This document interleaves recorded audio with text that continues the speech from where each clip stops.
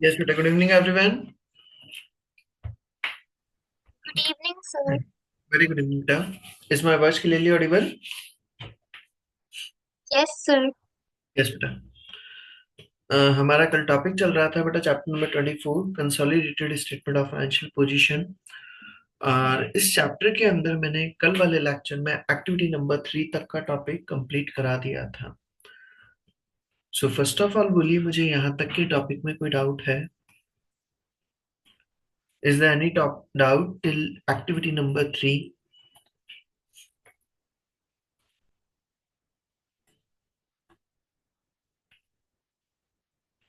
Yes बेटा बोले, किसी को भी डाउट है क्या यहाँ तक के टॉपिक में? गुडविल और एनसीआई का टॉपिक मैंने यहाँ तक का कंप्लीट करा दिया था। नहीं है डाउट बेटा? चलिए, तो हम इसी के अंदर आते हैं। नेक्स्ट टॉपिक हमारा दिया है, ध्यान से सुनिएगा, बहुत इंपॉर्टेंट टॉपिक है। आज का मैं टॉपिक स्टार्ट कर रहा हूं। अब हमारा नेक्स्ट टॉपिक आता है inter company tradings. Next topic हमारा जो दिया है वो टॉपिक क्या दिया है बेटा? Inter company tradings. सर, ये इंटर कंपनी ट्रेडिंग्स होता क्या है? बेसिकली इसको हम पॉइंट समझते हैं। दो कंपनीज हैं बेटा, ए कंपनी और बी कंपनी। दो कंपनीज हैं, ए कंपनी और बी कंपनी। ए कंपनी क्या है सर? Parent company. और बी कंपनी क्या है बेटा? सब्सिडियरी।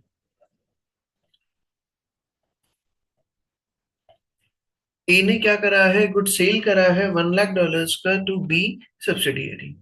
ए कंपनी ने गुड सेल करा है बी कंपनी को कितने का? $1 लाख का। तो ऑब्वियसली उन्होंने $1 लाख का गुड्स अगर सेल किया है तो ए कंपनी ने अपनी बुक्स के अंदर बी को रिकॉर्ड किया होगा एज डीटर। ए ने अपनी बुक्स के अंदर बी को रिकॉर्ड किया है, recorded as debtor. And B company ने ए को रिकॉर्ड किया होगा एज क्रेडिटर। यही करते हैं क्या हम? जब एक पर्सन दूसरे पर्सन को अगर गुड सेल करता है तो जिस पर्सन ने गुड सेल किया वो दूसरे पर्सन का नेम तो डेटर के फॉर्म में रिकॉर्ड करेगा, और जिस पर्सन ने गुड्स परचेस करा है वो सेकंड पर्सन का नेम क्रेडिटर के फॉर्म में रिकॉर्ड करता है। तो जब पेरेंट और सब्सिडियरी दोनों के बीच में अगर कोई ट्रांजेक्शन्स होती है तो उन ट्रांजेक्शन्स को हम कहते हैं इंटर कंपनी ट्रेडिंग। तो when parent company sold goods to subsidiary और subsidiary sold goods to parent company, तो फिर then it is known as inter company trading. तो उसको हम क्या कहते हैं? इंटर कंपनी ट्रेडिंग कहा जाता है। उसको हम क्या कहते हैं? Inter company trading. जब अगर एक कंपनी दूसरी कंपनी को अगर गुड सेल परचेज करती है। और इंटर कंपनी ट्रेडिंग के अंदर हमारा फर्स्ट टॉपिक आता है इंटर कंपनी पेबल्स। सर, ये इंटर कंपनी पेबल्स क्या होता है? If there is any balance remaining as debtor और creditor in both the books. भाई ऑब्वियसली ए ने अगर गुड्स बी को सेल किया है तो अपनी ए ने अपनी बुक्स में डेटर के फॉर्म में शो कर रखा है और बी ने अपनी बुक्स में क्रेडिटर के फॉर्म में शो कर रखा है। और जब हम कंसोलिडेटेड फाइनेंशियल स्टेटमेंट बनाते हैं तो हमें दोनों तरफ से क्या करना होता है? रिमूव करना होता है। सर ऐसा क्यों? क्योंकि जब हम कंसोलिडेटेड फाइनेंशियल स्टेटमेंट्स बनाते हैं तो कंसेप्ट ये होता है तो कि आप जो बाहर के लोगों से, आपको आउटसाइडर से जो पैसा लेना है या देना है वो चीज आप शो करिए, ना कि अंदर के लोगों का पैसा लेना देना। So if there is any balance remaining as debtor और creditor in both the books which is related to each other, जो एक दूसरे से रिलेटेड है, then it should be eliminate while preparing consolidated financial statements. तो जब आप consolidated financial statements बनाते हैं तो उसको हमें रिमूव करना होता है। In consolidated financial statements only amount due to और due from outside the group. जो भी आपको पैसा लेना है या देना है, किसका? ग्रुप के बाहर के लोगों से लेना है या देना है, should be included in the financial statement. सिर्फ उसी को हमें फाइनेंशियल स्टेटमेंट्स में इंक्लूड करना चाहिए। सर एंट्री क्या बनती है हमारी? Debit intercompany payables account. हमें पेबल्स को रिड्यूस करना है, क्रेडिटर्स को हमें कम करना है। तो नॉर्मली हम क्रेडिटर्स को क्या करते हैं? क्रेडिट करते हैं। तो कम करने के लिए हम क्या करेंगे? उसको डेबिट करेंगे। तो डेबिट इंटरकंपनी पेबल्स। और रिसीवेबल्स को नॉर्मली हम क्या करते हैं? डेबिट करते हैं। तो उसको हम रिड्यूस करने के लिए क्या करेंगे? क्रेडिट करेंगे। तो डेबिट इंटरकंपनी पेबल्स अकाउंट और क्रेडिट इंटरकंपनी रिसीवेबल्स हमारा पॉइंट हो जाएगा। तो जब अगर एक कंपनी दूसरी कंपनी को अगर कुछ सेल करती है तो अगर उनको कुछ भी पैसा लेना है या देना है तो उसको हम कहते हैं इंटरकंपनी पेबल्स या इंटरकंपनी बैलेंसेस, और वो दोनों तरफ से ही रिमूव हो जाता है। एक के डेटर्स में से कम हो जाएगा और एक के क्रेडिटर्स में से कम हो जाएगा।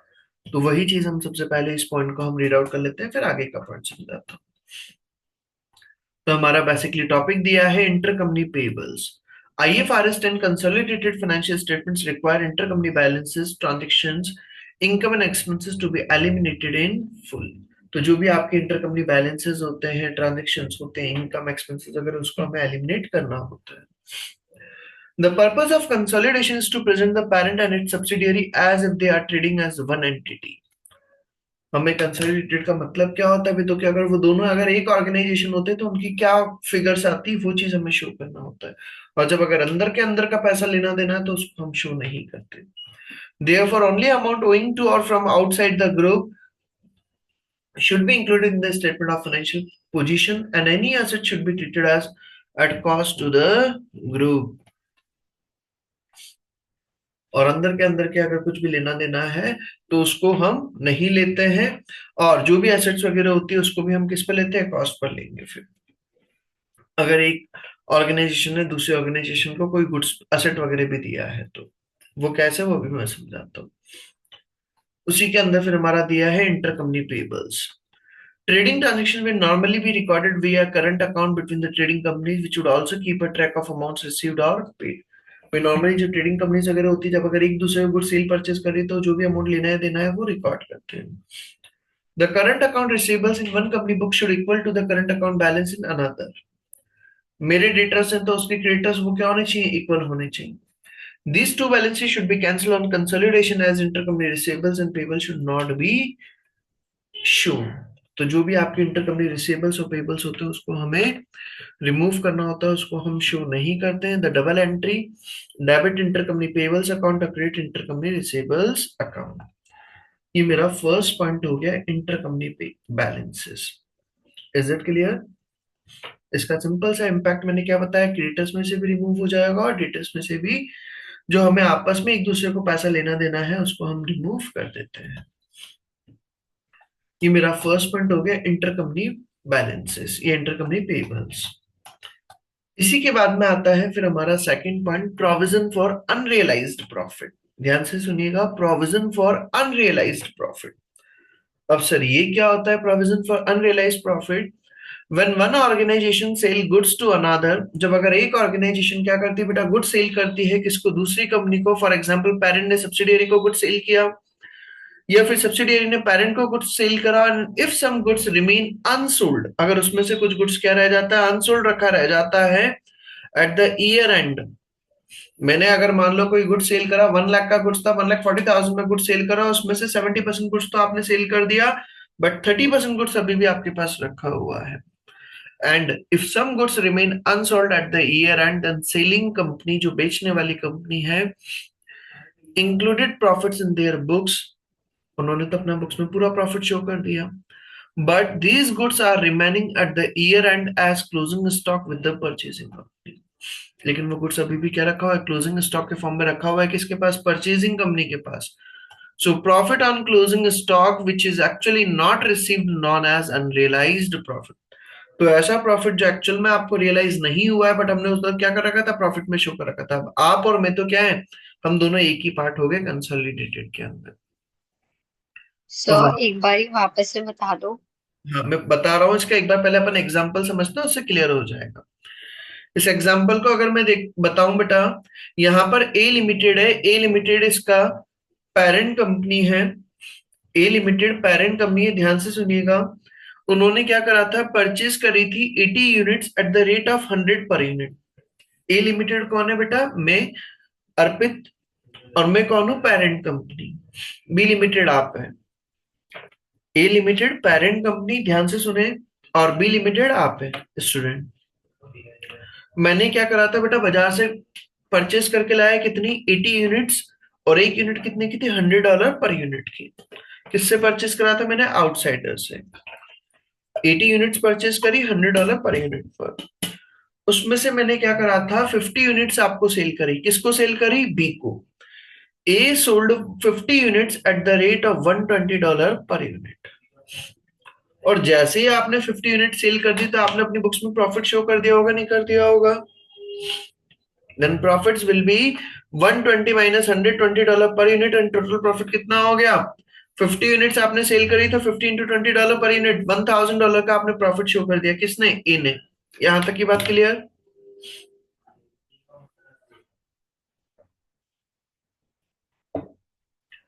ए ने गुड सेल कर दिया। कितने? कितनी यूनिट्स? 50 यूनिट्स, 120 पर यूनिट पर। और उसमें उन्होंने प्रॉफिट अर्न कर लिया कितने का? 1000 का। अब आगे हुआ क्या? बी ने आगे फर्दर 40 यूनिट्स तो और सेल कर दी। ए से बी के पास गई थी 50 यूनिट्स, और बी ने 40 यूनिट्स आगे और बेच दी। बट जो 10 यूनिट्स थी वो अभी तक सेल नहीं हुई है। But 10 units not sold. तो वो जो 10 यूनिट्स है remaining unsold shown as closing stock. किसके पास? सब्सिडियरी के पास। वो जो 10 यूनिट्स हैं वो अभी भी क्या रखी हुई है? क्लोजिंग स्टॉक के फॉर्म में रखी हुई है।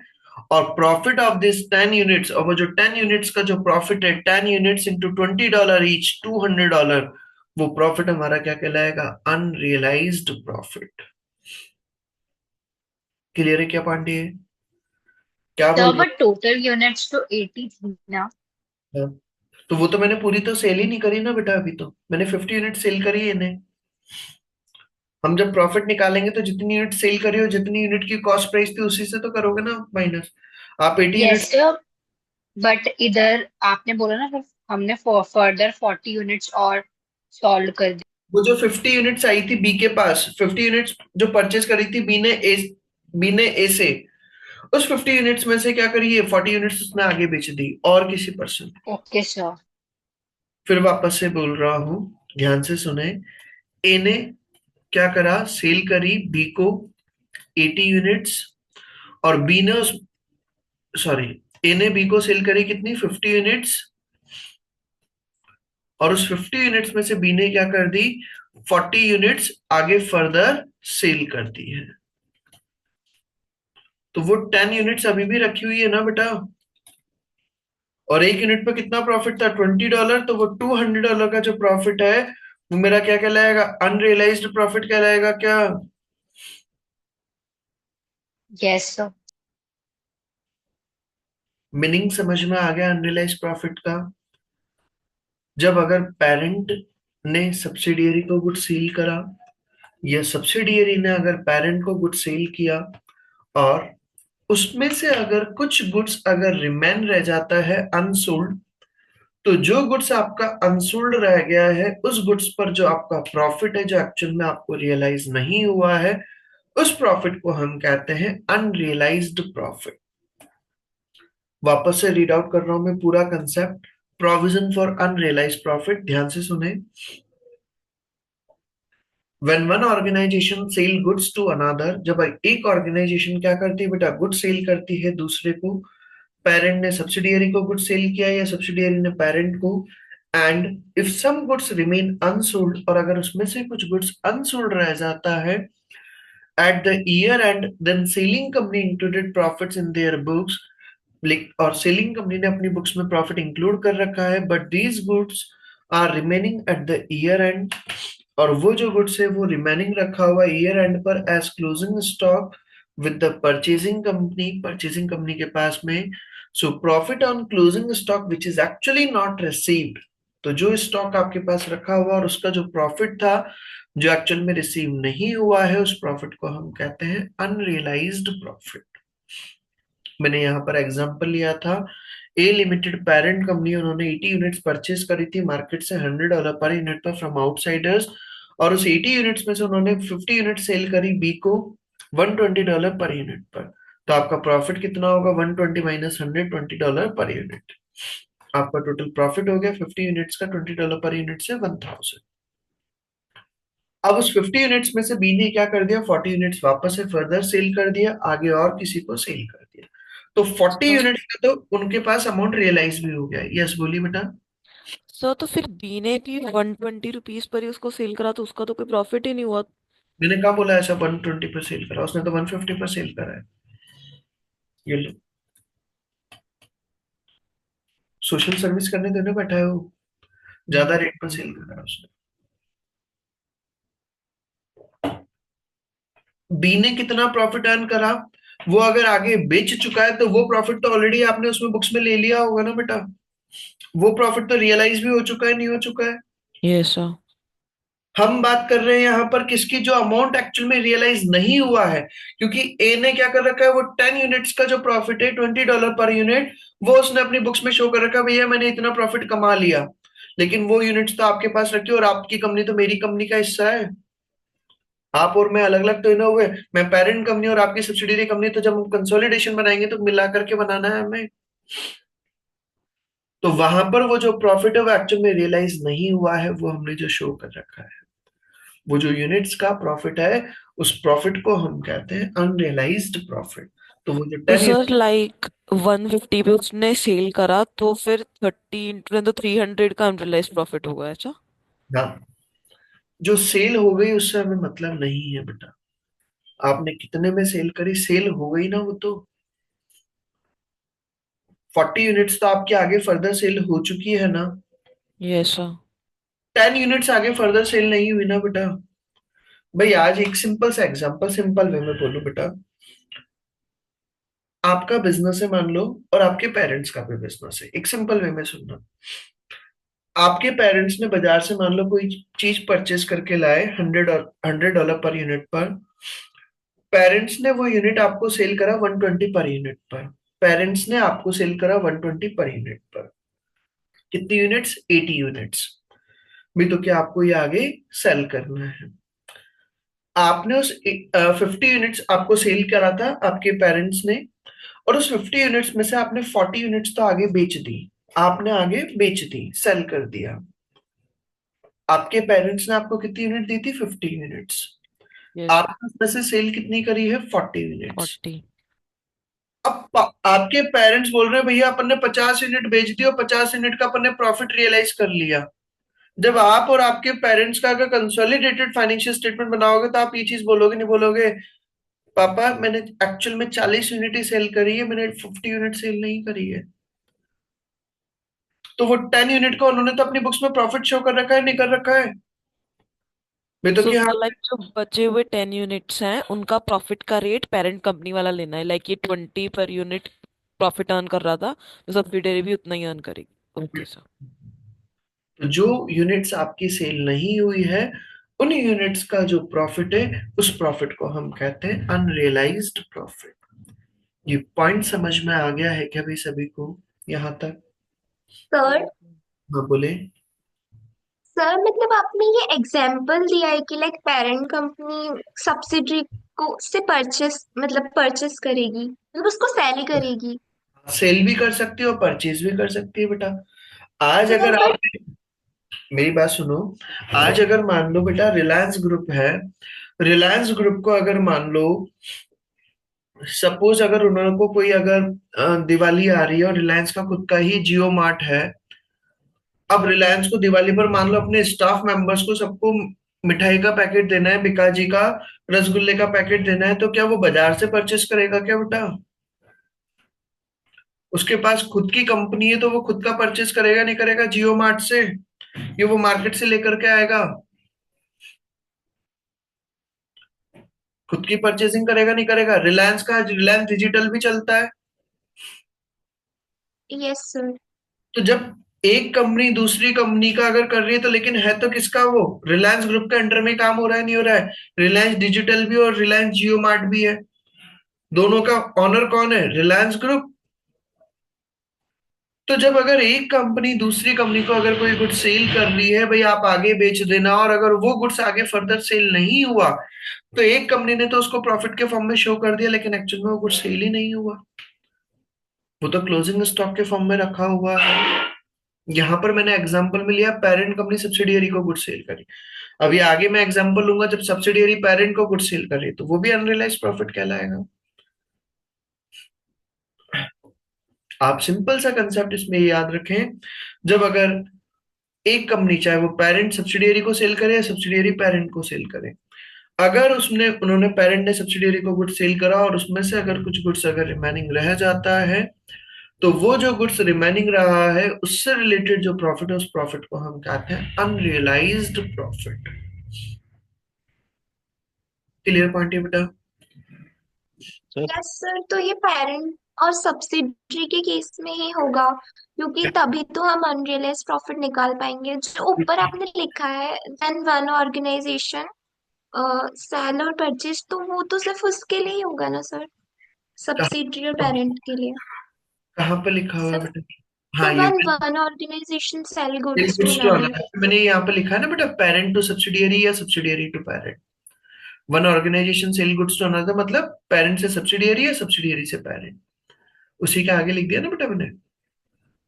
Okay sir.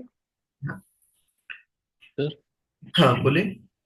सर जो भी आपने बताया कि जो पेरेंट को अनरियलाइज प्रॉफिट होगा, मतलब एक तरीके से उन्होंने गुड्स सोल्ड भी कर दिया, प्रॉफिट हो गया, पर एक्चुअल में उन्हें प्रॉफिट नहीं हुआ, एक्चुअल में प्रॉफिट, कंसोलिडेटेड। बिल्कुल। एक्चुअल में प्रॉफिट रियलाइज कहाँ हुआ? भाई आप मेरे आज छोटे ब्रदर है, मैंने आपको कोई चीज दिया था, भाई बेटा ये चीज आप आगे बेच देना, अब आपने एक्चुअल में बेचा ही नहीं है, तो आपको अगर मैंने बेचा है, जब आप अगर उसको आगे बेच देते तब तो भाई मान लेता भाई मैंने भी प्रॉफिट कमा लिया, तुमने भी प्रॉफिट कमा लिया। लेकिन अगर वो चीज आपके पास ही रखी हुई है, तो और हम दोनों को अगर साथ में मिलकर के फाइनेंशियल स्टेटमेंट शो करने हैं, तो फिर वो प्रॉफिट एक्चुअल में रियलाइज तो ना हुआ है, क्योंकि वो चीज आपके पास ईयर एंड पर आपके गोडाउन में पड़ी है। और सर जो उसका प्रॉफिट होगा वही उसका मानेंगे जिसपे पेरेंट कंपनी प्रॉफिट जो अर्न करती थी पर गुड्स पे। जी बिल्कुल। अगर पेरेंट ने अगर सब्सिडियरी को सेल करा है, तो पेरेंट ने कितना प्रॉफिट ऐड करा था, और अगर सब्सिडियरी ने अगर पेरेंट को सेल करा है, तो सब्सिडियरी ने उसमें कितना प्रॉफिट रखा था, वो सब्सिडियरी का प्रॉफिट अनरियलाइज प्रॉफिट होगा। क्लियर हर्षित? Yes sir. और किसी को डाउट है क्या बेटा इसमें? Kashika, Nishita? Sir, no sir. हाँ बोले बेटा, बोले, डाउट बोले। हाँ। सर आप एक रियल लाइफ एग्जांपल बताएंगे कंपनी का, जो वो पेरेंट कंपनी है और उसकी सब्सिडरी है, जैसे आपने अभी बताया रिलायंस का, तो आप जैसे एक रिलायंस, हाँ मैं बताता हूँ, जैसे रिलायंस ग्रुप है। अब रिलायंस ग्रुप का, इसका एग्जांपल यहाँ पर दे भी रखा होगा वैसे इसमें नोट्स में भी, एक सेकेंड, नोट्स का हो तो मैं वही समझा दूं, वरना इसका समझाता हूँ। चलो इसमें नहीं दे रखा।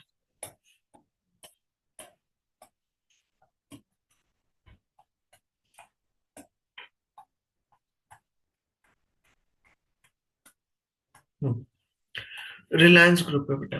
अब रिलायंस ग्रुप ने अगर क्या करा, हम बात करें तो रिलायंस ग्रुप के में आप अगर जियो मार्ट पर अगर बात करें,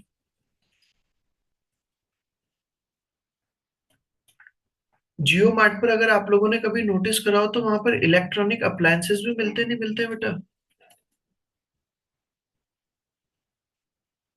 आप कभी नोटिस करना, वहां पर इलेक्ट्रॉनिक आइटम्स भी मिलते हैं, like cooler, fridge, TV, laptop वगैरह, और दिस बाय दिस। और रिलायंस जियो मार्ट के अलावा एक और है, रिलायंस डिजिटल। सुना हुआ है आप लोगों ने ये नाम? रिलायंस जियो मार्ट और रिलायंस डिजिटल। अब क्या हुआ बेटा, जियो मार्ट क्या करता है? ऑनलाइन में काम करता है। और डिजिटल क्या करता है? ऑफलाइन में काम करता है। अब इन्होंने क्या करा बेटा, रिलायंस डिजिटल से यहाँ पर इन्होंने 10 लैपटॉप परचेज किए। 10 लैपटॉप बॉट करे, इन्होंने परचेज किए हैं at the rate of ₹50,000 per unit. 50,000 per unit पर रिलायंस डिजिटल ने क्या करा, जियो मार्ट को लैपटॉप सेल करे हैं। रिलायंस डिजिटल की एक्चुअल कॉस्ट प्राइस जो अगर मैं बात करूं, उस लैपटॉप की एक्चुअल कॉस्ट प्राइस अगर मान लो 43,000 पर यूनिट, उन्होंने उसको क्या करा, सेल करा कितने पर? 50,000 पर यूनिट पर। भाई तो क्या आपको अपने उस पर इतने पर सेल करना है, सेल करने के लिए दे दिया उन्होंने। अब उस 10 लैपटॉप में से out of this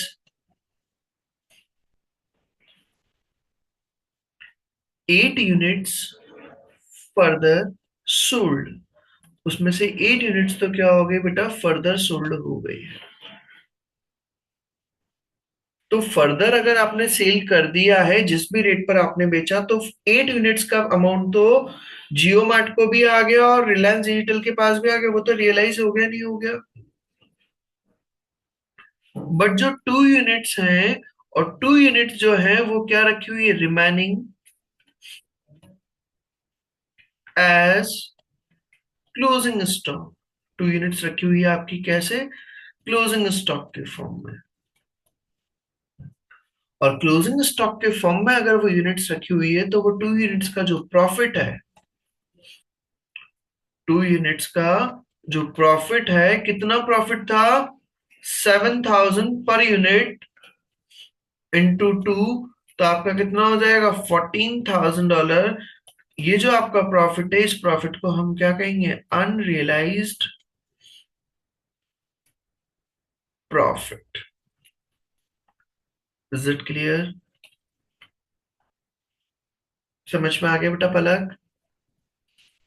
yes sir, मैं मुझे ये तो समझ में आ गया था। मैं तो बस ये पूछना चाह रही थी आपसे, ये जैसे आपने एग्जाम्पल दिया ना जियो मार्ट का, तो लाइक वही मैं पूछना चाह रही थी कि जो रिलायंस है उसकी कौन कौन सी लाइक सब्सिडरी है, बेटा ऐसा मैं पूछना चाह रही थी लाइक।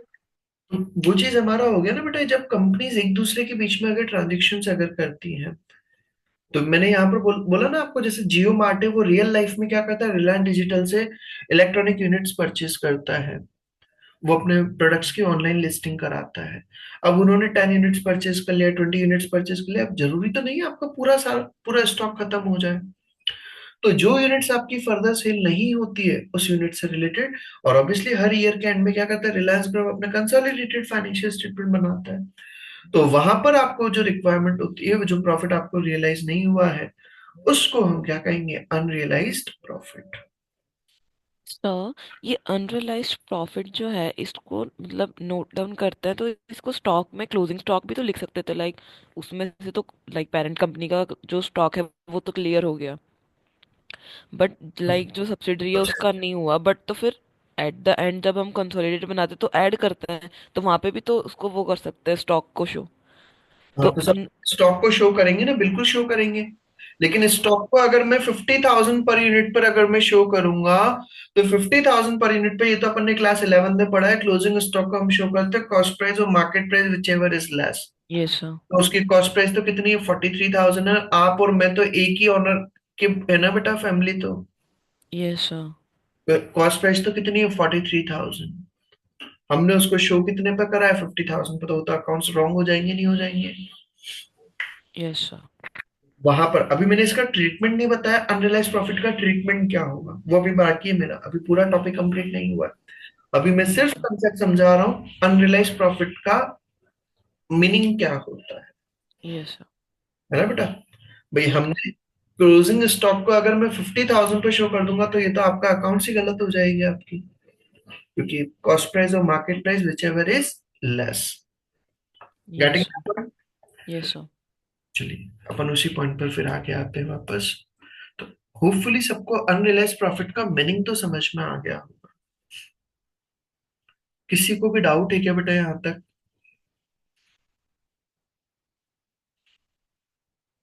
क्योंकि मैं इस पॉइंट को बहुत ध्यान से समझा रहा हूँ, मैं धीरे धीरे समझा रहा हूँ इसका अभी, ताकि कंसेप्ट क्लियर हो सके। क्योंकि अब हम इसके क्वेश्चंस करेंगे तो अच्छा खासा कंसेप्ट पर घूमने का पॉइंट आ जाता है बेटा। यहाँ तक की बात होगी हमारी अनरियलाइज प्रॉफिट तक की, मीनिंग बताया है मैंने। अब सर इसका ट्रीटमेंट वगैरह कैसे होता है, इसका इम्पैक्ट कैसे आएगा, अब वो सुने। So profit not earn on 10 units, आपने प्रॉफिट अर्न नहीं करा 10 यूनिट्स पर, because it has not been sold to, क्योंकि वो आगे सेल नहीं हुआ, फर्दर सेल नहीं हुआ, so this profit will be unrealised profit. तो वो जो प्रॉफिट है उसको हम क्या कहेंगे, unrealised profit. At the time of preparation of consolidated financial statement, unrealized profit should be eliminate। तो जो अनरियलाइज प्रॉफिट है हमें उसको क्या करना होता है, एलिमिनेट करना होता है। एलिमिनेट करना होता है, क्योंकि हमने कंसेप्ट पढ़ा है inventory should be valued at cost और एनआरवी नेट रियलाइजेबल वैल्यू या सेल प्राइस हम उसकी बोल दें, दोनों में से जो कम होता है उस पर हम क्या करते हैं, इन्वेंट्री को शो करते हैं। अब हमें उसका क्या करना होता है, एडजस्टमेंट करना होता है। So when we make adjustment for unrealized profit, then inventory will be reduced. हमें इन्वेंट्री को क्या करना होगा, रिड्यूस करना होगा। इन्वेंट्री को क्या करना होगा, हमें रिड्यूस करना होगा। भाई नॉर्मली आप क्लोजिंग स्टॉक को क्या करते हैं, डेबिट करते हैं। एसेट है हमारी, तो एसेट को हम क्या करते हैं, डेबिट करते हैं। हमें इन्वेंट्री को क्या करना है, कम करना है। क्लोजिंग स्टॉक को हमें कम करना है, तो कम करने के लिए हम क्या करेंगे, क्रेडिट करेंगे। इन्वेंट्री को हमें कम करना है, तो कम करने के लिए हम क्या करेंगे, क्रेडिट करेंगे, पहली चीज। अच्छा, फिर दूसरी चीज हम बात करें, आप लोगों ने कॉस्ट ऑफ सेल्स निकालना सीखा हुआ है बेटा? Yes sir. कैसे निकालते हैं कॉस्ट ऑफ सेल्स? यही फॉर्मूला होता है कि हमारा opening inventory plus purchase minus closing inventory, यही फॉर्मूला होता है कॉस्ट ऑफ गुड्स सोल्ड निकालने का। नेट परचेज, यहां पर एक लाइन लिखी हुई है, मैंने क्या लाइन लिखी हुई है, when we make adjustment for unrealised profit, जब हम अनरियलाइज्ड प्रॉफिट का एडजस्टमेंट करते हैं तो इन्वेंट्री को हम क्या करते हैं, रिड्यूस करते हैं। और इन्वेंट्री को हमें रिड्यूस करना है, so it will be credit, तो उसको हम क्रेडिट करेंगे and cost of sales will be increase. और सर कॉस्ट ऑफ सेल्स क्या हो जाएगी, इंक्रीज हो जाएगी, so it will be debit. Sir cost of sales कैसे बढ़ रही है, एक एग्जांपल लेता हूँ, उससे क्लियर होगा। अभी वही टॉपिक चल रहा है अपना बेटा, कोई नया पॉइंट नहीं। मान लो मेरा ओपनिंग इन्वेंट्री था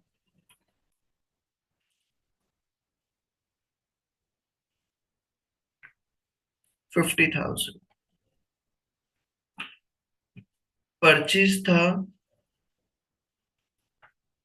3,70,000 और क्लोजिंग इन्वेंट्री था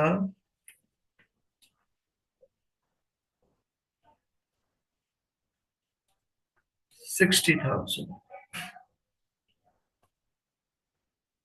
तो हमारा कॉस्ट ऑफ गुड्स सोल्ड कितना बैठेगा बेटा, opening inventory plus purchase 50,000 plus 374, 2420 minus 60,000, 3,60,000। 3,60,000। यहां तक का पॉइंट क्लियर? अगर सर मुझे इस क्वेश्चन के अंदर, अगर मान लो जो इन्वेंट्री था 60,000 का, उसमें मेरा अगर अनरियलाइज्ड प्रॉफिट इंक्लूडेड होता तो मैं उसको क्या करता, रिमूव करता। और रिमूव करता तो मेरा क्लोजिंग स्टॉक कम होता है या ज्यादा होता बेटा?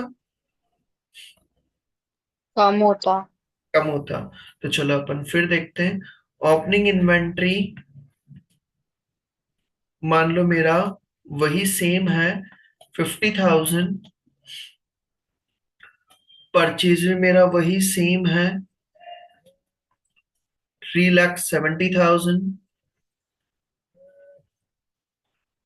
और क्लोजिंग इन्वेंट्री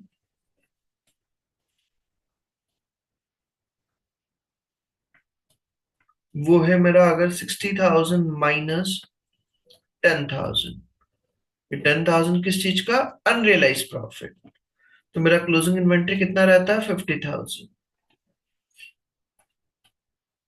भाई अगर मान लो मेरा 10,000 का उसमें अनरियलाइज प्रॉफिट था, वो मैंने हटा दिया, तो अब अगर मैं कॉस्ट ऑफ गुड्स सोल्ड निकालूं तो कितना आएगा, 50,000 प्लस 370 माइनस 50, करना बेटा कितना आ रहा है,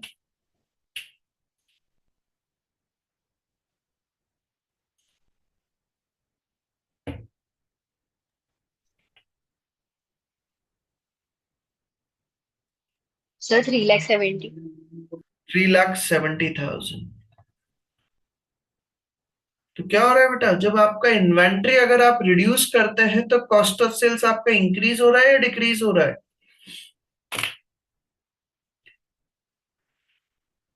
कॉस्ट ऑफ सेल्स क्या हो रहा है, इंक्रीज हो रहा है क्या? Yes yes sir. सर। मैंने वही लाइन लिखी है बेटा, देखो, when we make adjustment for unrealized profit, जब हम अनरियलाइज प्रॉफिट का एडजस्टमेंट करते हैं, then inventory will be reduce, तो इन्वेंट्री को हमें रिड्यूस करना है, तो इन्वेंट्री को रिड्यूस करने के लिए हम क्या कर देंगे, उसको क्रेडिट कर देंगे। And cost of sales will be increase, और कॉस्ट ऑफ सेल्स को हमें इंक्रीज करना है तो इट विल बी डेबिट, तो उसको हम क्या करेंगे, डेबिट कर देंगे। Is it clear? Sir sir बोले। सर जो इन्वेंट्री रिड्यूस किया गया है वो तो पहले ही अपने कॉस्ट प्राइस पे होगा या फिर जो उसकी सेलिंग प्राइस जो भी कम होगा भैया और आपने भी इन्वेंट्री, मैंने अभी हाल एग्जांपल लिया था, इन्वेंट्री को सामने वाले ने ए ने बी को सेल करा था, तो बी के पास में जो स्टॉक रखा हुआ है वो तो उसने 120 पर यूनिट पर शो कर दिया होगा। यस मैं सर। ए हूं और आप बी हैं, मैंने आपको गुड सेल करा था 120 पर यूनिट पर, तो आपने तो अपनी बुक्स में उसको 120 पर यूनिट पर शो कर दिया होगा। तो अब यस मुझे आपका क्लोजिंग स्टॉक को रिड्यूस करना है, तो आपका क्लोजिंग स्टॉक जब अगर रिड्यूस होगा, तो पहली चीज आपका क्लोजिंग स्टॉक रिड्यूस होगा, तो क्लोजिंग स्टॉक रिड्यूस होगा तो आपकी कॉस्ट ऑफ सेल्स, भाई आपने मुझसे परचेस करा था तो उसका कॉस्ट ऑफ सेल्स पर भी इंपैक्ट आएगा नहीं आएगा? क्लोजिंग स्टॉक का अगर इंपैक्ट आएगा तो कॉस्ट ऑफ सेल्स पे भी फर्क पड़ेगा। Yes sir. तो वही चीज मैं बोल रहा हूँ, आपका इन्वेंट्री रिड्यूस होगा तो वो क्रेडिट हो जाएगा, और कॉस्ट ऑफ सेल्स आपका क्या हो जाएगा, इंक्रीज हो जाएगा। और वो क्यों हो रहा है, अभी हाल मैंने एग्जांपल दे करके बता दिया है। तो वो हमारा whenever closing inventory value reduce then cost of goods sold value will be increase। क्यों हो रहा है वो मैंने आपके सामने लाइव एग्जांपल बता दिया। यहां तक की बात क्लियर? अभी पूरी बात नहीं हुई है मेरी। अब कॉस्ट ऑफ सेल्स अगर इंक्रीज होगा तो प्रॉफिट क्या होगा, डिक्रीज होगा या इंक्रीज होगा? Sir decrease. डिक्रीज। डिक्रीज होगा। प्रॉफिट क्या हो जाएगा, डिक्रीज हो जाएगा। तो फिर आगे सुने, if cost of sales will have effect then its profit will also effect। अगर कॉस्ट ऑफ सेल्स पर अगर इफेक्ट आएगा तो प्रॉफिट पर भी इफेक्ट आएगा, और प्रॉफिट पर अगर इफेक्ट आएगा तो प्रॉफिट किसका पार्ट होता है, रिटेन अर्निंग्स का पार्ट होता है क्या बेटा? तो retain earnings will also be affected, because profit is the part of retained earnings and retained earnings will also be reduced। retained earnings will also be reduced। तो in short अगर मैं कहूं तो जब आप इफ क्लोजिंग स्टॉक अगर आपका contains unrealise profit, अगर वो अनरियलाइज प्रॉफिट अगर कंटेन करता है, तो उस सिचुएशन में हमें क्या करना होता है, सबसे पहले हम क्लोजिंग स्टॉक को रिड्यूस करेंगे, और क्लोजिंग स्टॉक को रिड्यूस करेंगे तो जो आपका कॉस्ट ऑफ सेल्स है वो इंक्रीज होगा, और कॉस्ट ऑफ सेल्स अगर इंक्रीज होगा तो आपका प्रॉफिट रिड्यूस होगा, और प्रॉफिट आपका अगर रिड्यूस होगा तो आपका रिटेन अर्निंग्स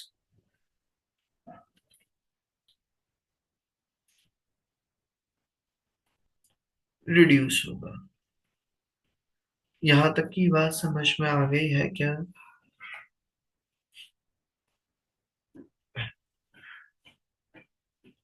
यहां तक का पॉइंट क्लियर है बेटा? Yes sir. बहुत इंपॉर्टेंट टॉपिक है बेटा ये, बहुत ध्यान से समझना।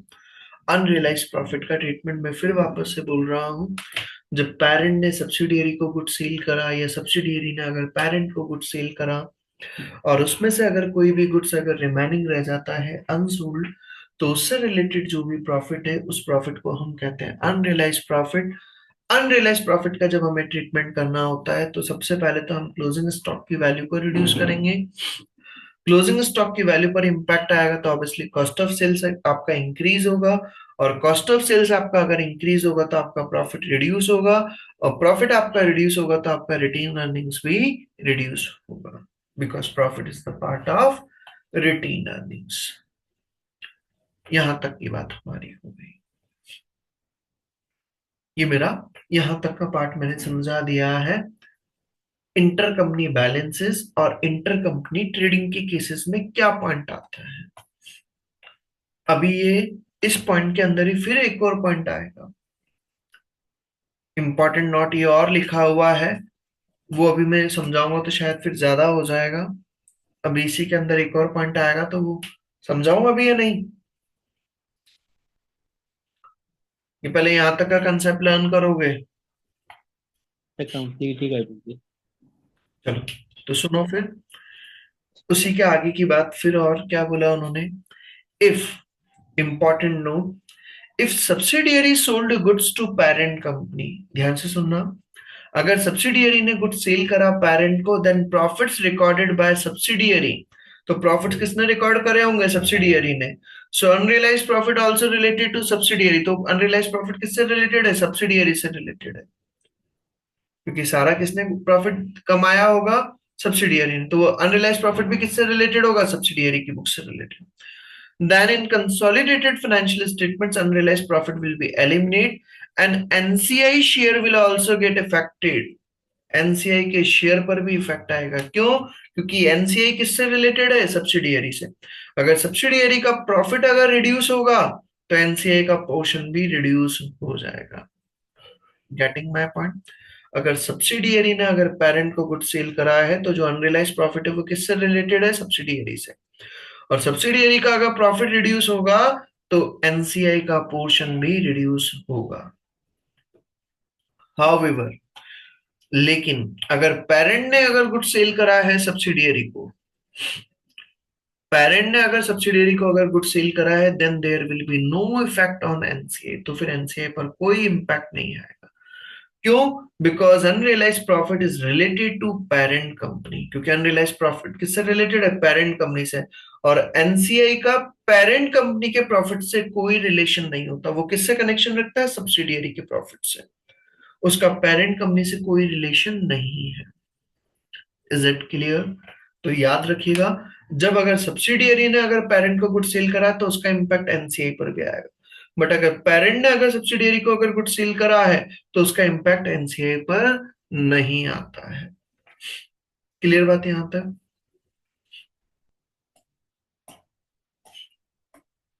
यहां तक का कंसेप्ट इसका आपको अच्छे से लर्न करना है।